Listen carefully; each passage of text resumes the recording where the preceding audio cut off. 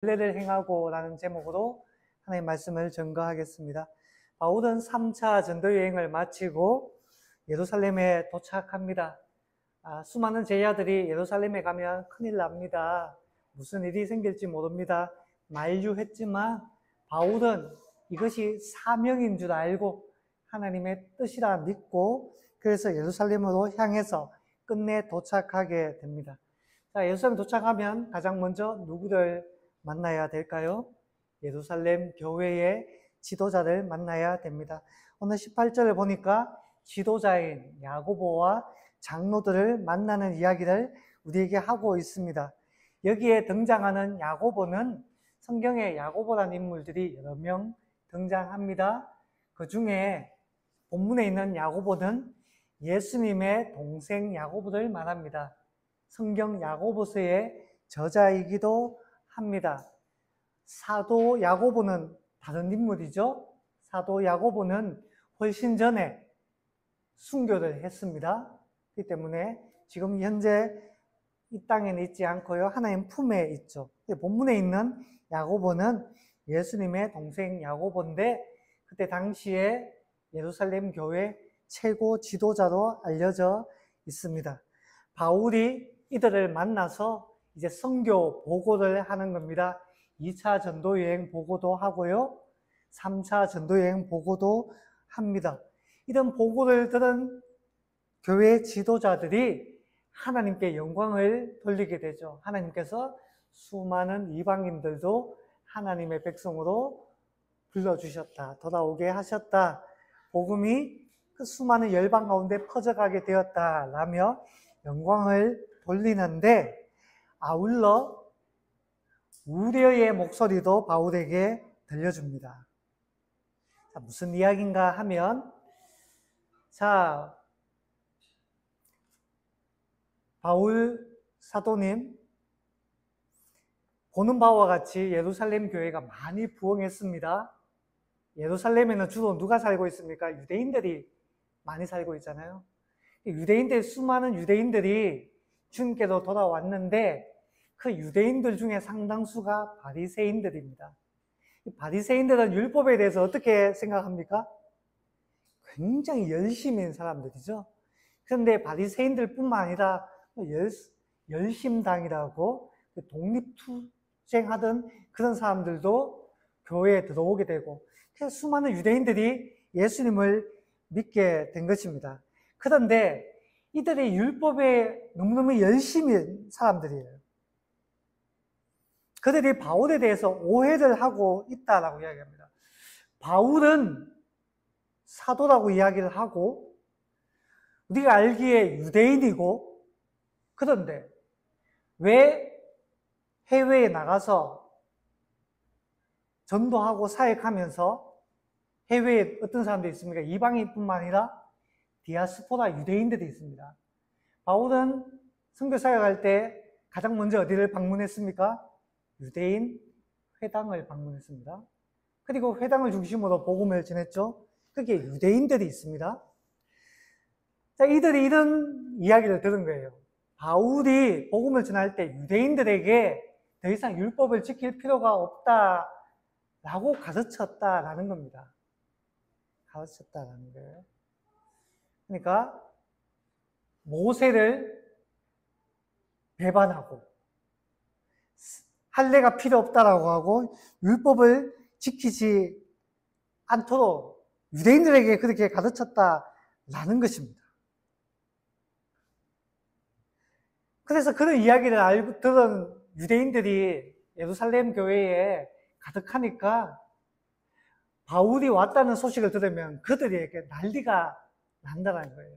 율법도 지키지 않고 그렇게 가르친 바울, 우리가 용납할 수 있을까? 문제가 생긴다라는 것입니다.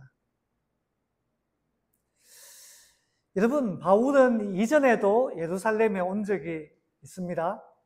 언젠가요? 사도행전 15장을 보면 바울이 1차 전도여행을 마치고 선교 보고하기 위해서 예루살렘에 방문했습니다. 그런데 그때와 지금 분위기가 조금 다른 것 같아요. 그때보다 지금이 한 수년, 한 약 8년 이상 흐른 걸로 보여지는데요. 그때에 비해서 지금 분위기가 훨씬 더 험악합니다. 사람들이 마음이 훨씬 더 보수적으로 바뀌었고 훨씬 더 배타적으로 변했어요.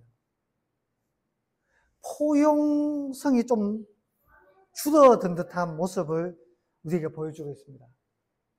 왜 그렇게 되었을까요? 분위기가? 당시에 역사가가 있습니다. 요세푸스라는 인물입니다. 그의 유대 전쟁사를 비롯한 그때 당시의 역사를 기록해 놓은 책이 있는데 한 이 정도 두께가 이 정도 돼요. 이 신학생들이라면 이걸 한 번씩 읽어봐야 된다. 그때 당시에 역사니까 읽어봐야 된다 하는데 저는 참고로 못 읽어봤습니다. 우리 박윤서 전도사님은 읽어볼 수 있기를 바랍니다. 이 정도 되는 그때 당시의 역사인데 대략 주 56년이나 57년경에 내용이 있는데 그때 당시 정치적 불안정과 유대인의 강한 민족의식으로 가득 찬 시기였다라고 묘사했습니다. 로마의 항거하는 봉기가 여러 차례 일어났고 당시에 로마 총독인 벨릭스가 그 유대인 봉기에 대해서 강경하게 진압했다라고 기록하고 있는 것입니다. 이런 일들이 쌓여서 결국 주 70년에 전쟁이 일어나죠. 로마와의 전쟁. 물론 그 전부터 전쟁이 났습니다만 그 전쟁으로 인해서 예루살렘 성벽과 성전이 완전히 무너지고 그때 지금도 재건하지 못했어요. 그래서 지금도 이스라엘에 가면 통곡의 벽이라고 있습니다. 제가 알기로 예루살렘 성벽의 일부만, 서쪽 일부만 남아있어요. 그때 당시에 다 무너진 겁니다. 그때 유명한 전쟁 기록을 보면 마사이라는 요새죠. 헤롯 대왕이 자신의 어떤 요양시설처럼 만들어 놓은 높은 요새인데 그 요새가 함락되면서 끝내 유대인 전쟁이 종말을 고하는데 워낙 높은 곳에 있는 요새이기 때문에 로마인들이 유대인들 본보기를 보여주겠다 해서 그 요새까지 성벽을 쌓아버립니다. 그 높은 곳까지. 그래서 끝내 그 높은 요새가 함락당하는데 그때 함락당하기 직전에 함락당할 것을 알고 있었던 그 유대인 저항자들이 다 같이 자결을 했다라고 알려져 있습니다. 그만큼 독립을 염원하고 꿈꿨다는 거죠. 그런 분위기들이 이때부터 벌써 물씬했던 거예요. 자, 이런 민족주의 의식이 강해지면 어떻게 되면 이방인에 대해서 정오심이 활활 타오르게 됩니다. 이방인에 대한 어떤 미움이 점점 더 삭트고 확대됩니다. 그런데 이방인의 사도라고 불린 바울이 왔다는 거예요. 좋게 보지 않는 겁니다.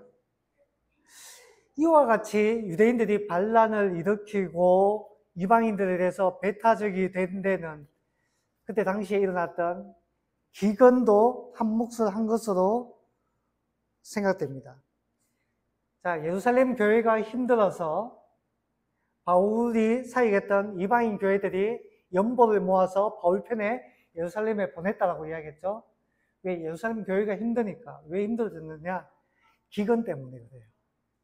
기근 때문에. 먹고 살기가 힘들어진 거예요. 자, 기근 때문에 먹고 살기가 힘들어지니까 그 힘든 상황에서도 로마에는 세금을 내야 되니까 못 살겠다, 그래 봉기가 일어난 겁니다. 그래서 강경 진압이 계속되고 그러다 보니까 더 이방인에 대해서 배타적으로 변하게 되고 이방인 사역을 하는 바울이 왔으니 안 입고 온 시선으로 보게 된 것입니다.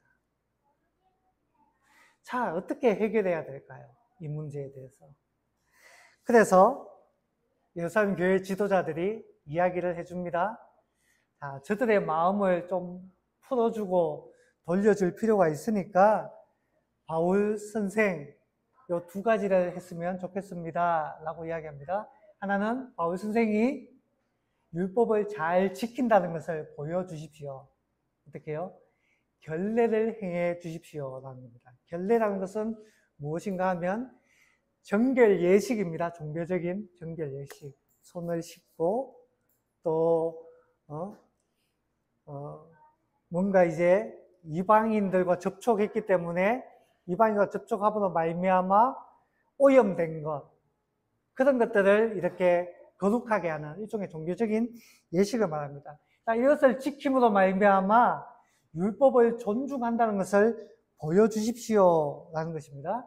또 한 가지는, 자, 나실인 서원을 한 사람이 4명 있는데 이들 모두가 가난한 사람입니다. 그래서 이들이 이제 나실인 서약을 끝내고 이제 본래 모습으로 돌아와야 되는데, 그러려면 머리를 잘라야 됩니다. 여러분, 나실인 서약을 하면, 나실인은 일정한 기간 동안 내가 하나님만 섬기겠다라는 일종의 서약입니다.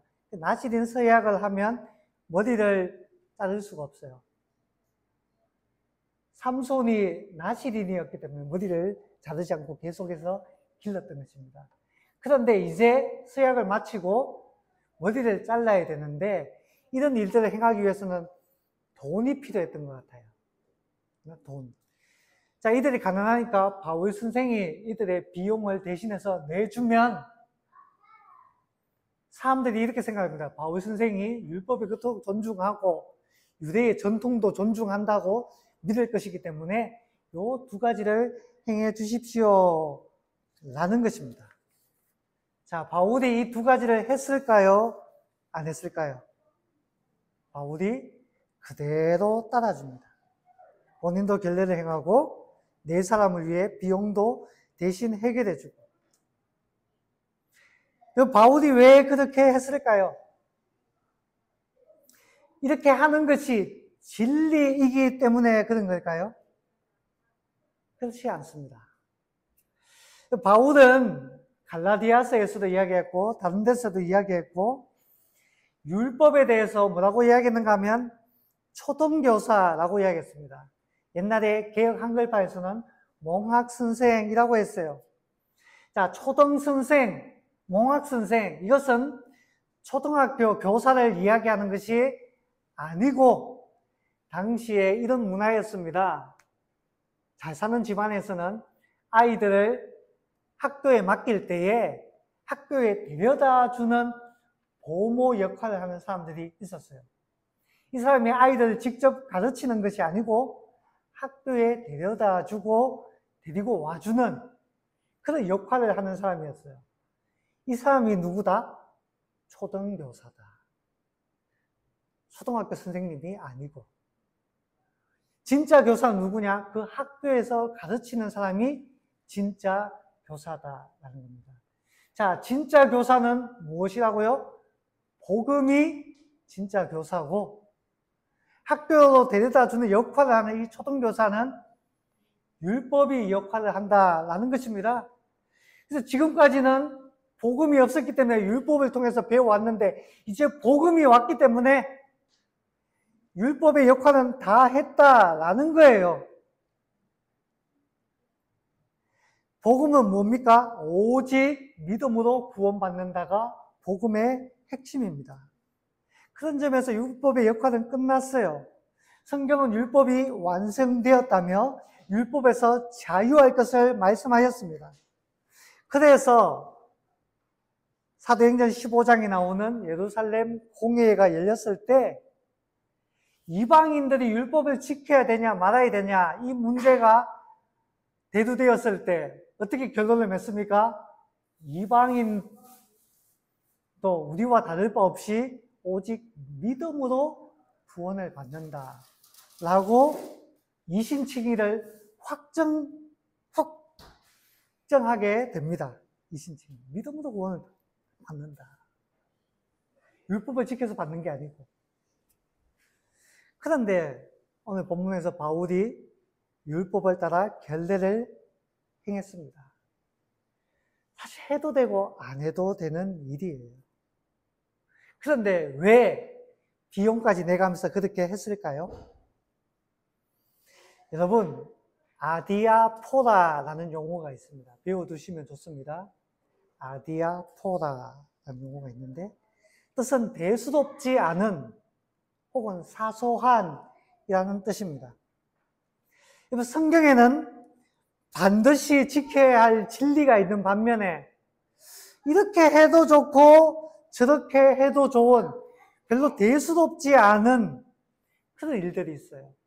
그게 아디아포라입니다. 이 반대의 의미가 있어요. 이 반대의 용어가 있습니다. 디아포라라는 용어인데 이것은 명확하게 규정된 원칙이라는 뜻입니다. 명확하게 규정돼요. 그러므로 디아포라는 반드시 해야만 되는 일을 뜻합니다. 자, 예를 들어 디아포라는 어떤 일들이 있을까요? 반드시 해야 되는 것. 예를 들어 삼위일체 하나님을 믿는 것, 성경이 하나님의 말씀임을 믿는 것, 예수님의 십자가와 부활을 믿는 것, 주일에 모여 함께 예배 드리는 것, 세상의 빛과 소금으로 살아가는 것, 복음을 전하는 것, 세례와 성찬을 행하는 것, 이런 것들 반드시 해야 되는 일입니다. 이런 것들이 없으면 그리스도인이라고 말할 수가 없는 것입니다. 모두 디아포라에 해당되는 것들입니다. 그런데 조금 전에 이야기했듯이 아디아포라에 해당되는 것들도 있습니다. 어떤 일일까요? 자, 세례와 성찬을 행해야 된다고 하는데 세례를 어떻게 받으면 되나? 아디아포라에 해당되는 겁니다. 자, 저기 침례 교회에서는 어떻게 세례를 줍니까? 침례를 행하잖아요. 물에 푹 담그잖아요. 장로교에서 어떻게 합니까? 대신에 물을 뿌리잖아요. 자, 물을 뿌리면은 물을 몇 번, 한 번 뿌리느냐, 두 번 뿌리느냐, 세 번 뿌리느냐. 그런 것들, 침례를 행하든, 세례를 행하든, 물을 몇 번 뿌리든지, 그런 것들은 중요하지 않다는 겁니다. 이것도 좋고 저것도 좋다라는 거예요. 자, 성찬을 행해야 되는데, 성찬은 빵을 잘라주든지, 빵을 떼서 주든지, 어떤 빵을 사용하든지 괜찮다라는 겁니다. 빵과 포도주라고 하는데, 포도주는 어떨까요? 알코올이 들어있는 포도주를 줘야 될까요? 아니면 포도 주스를 줘야 될까요? 저는 포도 주스를 주는 것이 맞다라고 봅니다. 포도주는 그때 당시의 문화였고요. 지금은 포도주, 알코올 든 것이 교회의 일반적인 문화가 아니에요. 그러나 포도주를 줘도 돼요. 포도 주스를 줘도 되고, 포도즙을 줘도 되고, 이런 것들은 괜찮다는 겁니다. 교회에서 장로와 집사를 세우는 것, 이렇게 세워도 되고, 저렇게 세워도 되고, 때로 여건이 안 되면 없어도 되고, 이런 것들은 아디아포라의 문제라는 것입니다. 술과 담배는 또 어떻게 해야 되나? 제가 젊었을 때 들었던 유명한 이야기가 있습니다. 해외의 교수님인데 외국인이에요. 외국인. 근데 일종의 이제 신학교 사역을 위해서 한국으로 왔다가 그 신학교 사역을 수년간 있다가 끝마치고 다시 본국으로 출국을 하는데 출국 장소에서 배웅 나온 한국인 제자들 앞에서 품에서 뭔가 한 개 딱 꺼냅니다. 그리고 입에 딱 무는 거예요. 불을 붙이고. 담배였습니다. 담배.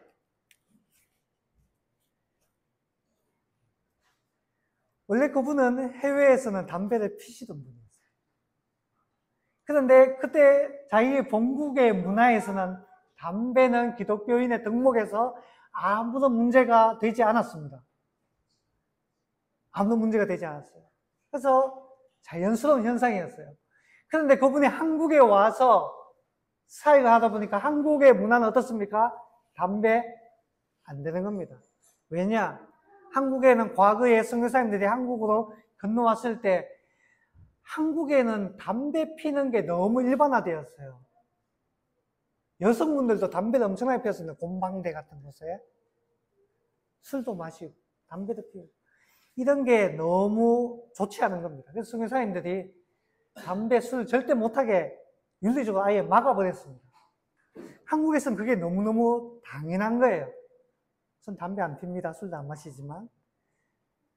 근데 그분이 와서 한국에서 사회 가니까, 아, 내가 담배를 좋아하지만 한국 교회 문화에서는 해서는 안 되는구나. 그분이 끊었어요. 한국에서 사회 가는 수년 동안 담배를 피지 않았어요. 근데 이제 본국으로 돌아가는 겁니다. 그래서 마지막 인사하면서 담배를 꺼내는 거예요. 왜 그랬을까? 마지막 가르침을 베푸는 겁니다. 자, 저는 한국 교회의 문화를 존중해서 지금까지 담배를 피지 않았습니다. 그런데 이 담배를 피고 안 피고의 문제는 디아포라가 아니라 아디아포라의 문제입니다. 진리의 문제가 아닙니다. 그래서 저는 담배를 꺼내드렸습니다. 저는 이제 본국으로 돌아가니까요. 그러나 여러분의 문화는 존중하십시오. 그리고 저에 대해서도 이제는 존중해 주십시오. 이런 마지막 가르침을 그 속에 내포하고 있는 겁니다. 심지어 전에도 이야기했듯이 브라질에서는 기독교인이라면 축구를 해서는 안 된다라는 말까지 있다라고 해요. 왜냐? 축구가 하나의 종교가 되어버렸기 때문에. 그런 이야기를 제가 들은 적도 있습니다. 지금도 그런지는 잘 모르겠습니다만. 각각의 문화가 있는 거예요. 신앙생활 이렇게 해도 해야 된다, 저렇게 해야 된다. 아디아포라의 문제라는 것입니다. 신앙 양심에 따라서 하면 된다는 거예요. 자, 이런 문제를 가지고 바울이 가르침을 베푼 적이 있습니다. 언젠가 하면 고린도 전서에 나오는 이방의 우상의 제물에 대한 이야기입니다. 자, 이방인들이 제사를 지내요. 이방인들이 제사를 지내면 누구의 제사를 지냅니까? 우상에게 제사를 지내잖아요. 우상에게 바쳐진 그 제물, 그 제물에 대해서 우리는 어떻게 대해야 되는가? 알고 보니 고린도 지역에는 우상 숭배가 팽배했는데 예수님을 믿는 사람들 중에 그 우상에게 바쳐진 그 제물을 먹는 사람들이 있더라라는 것입니다. 그런데 그 제물을 먹는 사람들로 말미암아 그 제물을 먹지 않는 믿음이 약한 사람들이 시험을 받더라는 거예요. 아니, 우상에게 바쳐진 그 제물을 먹어도 되는 거야? 그 우상 숭배 아니야? 마음이 너무너무 힘든 거예요. 그러자 바울이 가르침을 베풉니다. 뭐라고 이야기하나요? 우상에게 바쳐진 제물을 먹는 것 아무런 문제가 되지 않는다. 왜냐? 우상은 진짜 신도 아니고 그것은 단지 음식물일 뿐이다. 음식물일 뿐이다. 여러분 신앙에 아무런 영향도 주지 않고 아무 상관이 없어요. 괜찮아요. 그런데 바울이 한마디를 덧붙입니다. 그런데 여러분 그런 행동으로 말미암아 믿음이 약한 사람이 시험을 당하면 마음이 너무너무 어려우면 우상의 제물 먹지 마십시오. 여러분 기억하십시오. 먹어도 괜찮다는 거예요. 아무런 문제가 없다는 겁니다. 근데 다른 형제, 자매들을 배려해서 먹지 말라는 겁니다. 시험 당합니다. 이런 모든 문제가 아디아포라의 문제인 것입니다. 문제인 거예요. 가끔 제가 알바를 할 때 차에서 찬송가가 흘러나오는 경우가 있습니다. 살다 보면 예수 믿는 사람들도 미안합니다. 술을 마실 때가 있어요. 술을 마실 때가 있습니다. 뭐 일을 하다 보니까, 사업을 하다 보니까. 제가 옛날 젊었을 때 그러면 좀 정죄했을지도 모르겠어요. 예수 믿는 사람이 지금 술을 마셔도 되나? 운전하면 내내 욕을 했을지도 모르겠습니다. 그런데 신앙이 쌓이고 이렇게 되다 보니까 좀 이해를 좀 하게 돼요. 이해를. 좋다는 건 아닙니다. 좋다는 건 아닌데 좀 이해를 하게 돼요. 그런데 이랬으면 더 좋겠다는 생각이 있어요. 그리스도인에 대해서 세상 사람들 어떻게 생각합니까? 예수 믿는 사람은 술을 마신다, 안 마신다? 안 마시는 걸로 알고 있습니다. 담배를 피운다, 안 피운다? 안 피우는 걸로 알고 있어요. 그런데 예수 믿는 사람이 술도 마시고, 담배도 피우고, 심지어 입도 험해서 욕도 쉽게 하고, 그렇게 되면 세상 사람들 가운데 부정적인 이미지가 쌓이게 됩니다. 그러니까 믿음이 약한 사람들은 그런 것들을 따라하게 돼요. 사실 술이나 담배나 뭐 욕설 이런 것들, 이런 게 우리의 구원에 영향을 끼치는 것들은 아닙니다. 디아포라의 문제입니다. 그런데 다른 사람들을 배려해서, 타인을 배려해서 안 하는 게 좋아요. 안 하는 게. 그게 신앙인들의 자세예요. 바울에게도 마찬가지입니다. 바울은 자신의 신앙을 따르면 결례를 안 해도 됩니다. 예수 믿는데 아무런 문제가 없어요. 그런데도 불구하고 결례를 행합니다. 야고보를 비롯한 장로들을 존중한 것이고 율법에 열심히 있는 자들의 말에 귀를 기울인 것이고 이방인 선교를 위해서 방해를 받지 않으려는 빅피처가 있는 것입니다. 사실 과거의 바울이라면 장로들이 이렇게 제시했을 때 한바탕 했을지도 모르겠습니다. 과거의 바울이라면 아마 이렇게 말했을지도 모르겠어요. 무슨 소리입니까? 제가 율법에 대해서 어떻게 말하고 어떻게 가르쳐 왔는데 잘 알지 않습니까? 내가 이방인의 사도인데 나의 행동으로 인해 이방인 교회가 피해를 입으면 어쩌라고요? 라고 강하게 저항했을지도 모릅니다. 우리는 사실 바울의 성격을 알고 있어요. 사실 바울은 타협이라는 것을 잘 모르는 인물입니다. 타협할 줄 몰라서 자기에게는 스승이나 다름없고 은사에 해당되는 그 바나바와 다투고 싸워서 헤어지기까지 하잖아요. 심지어 갈라디아서에서 이런 말까지 합니다. 내가 전한 복음 외에 다른 복음을 전하면 저주를 받을지어다 라고 핵폭탄을 던지기도 했습니다. 그는 물러설 줄 모르는 불도저와 같은 인물이었어요.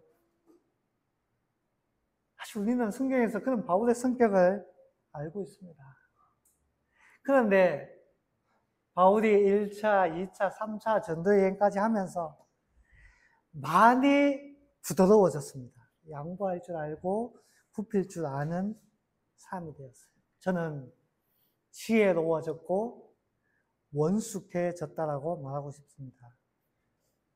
그렇게 된 이유는 수많은 시련과 경험을 통해 단련되었기 때문으로 보입니다.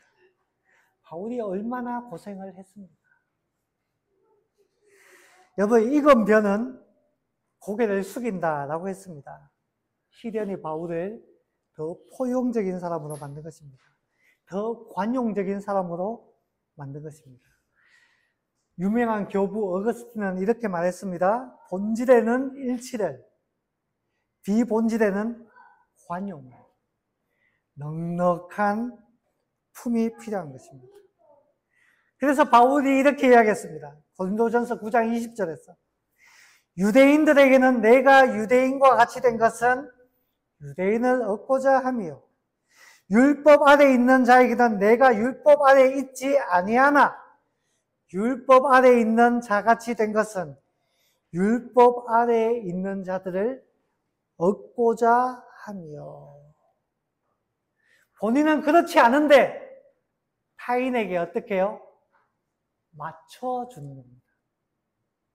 맞춰주는 거예요.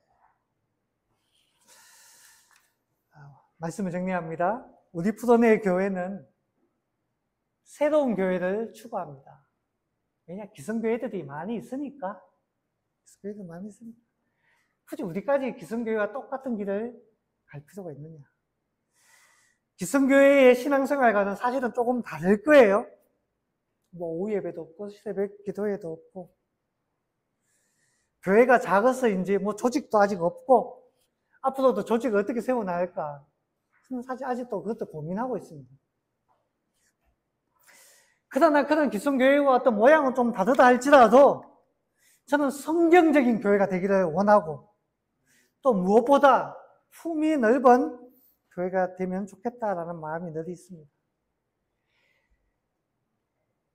비본질적인 일에 대해서는 서로가 서로를 좀 용납하고 이해하고 받아주는 그런 넉넉한 여유가 있기를 바라고 있습니다. 그러나 관용이 지나쳐서 본질이 훼손되어서는 안 될 거예요.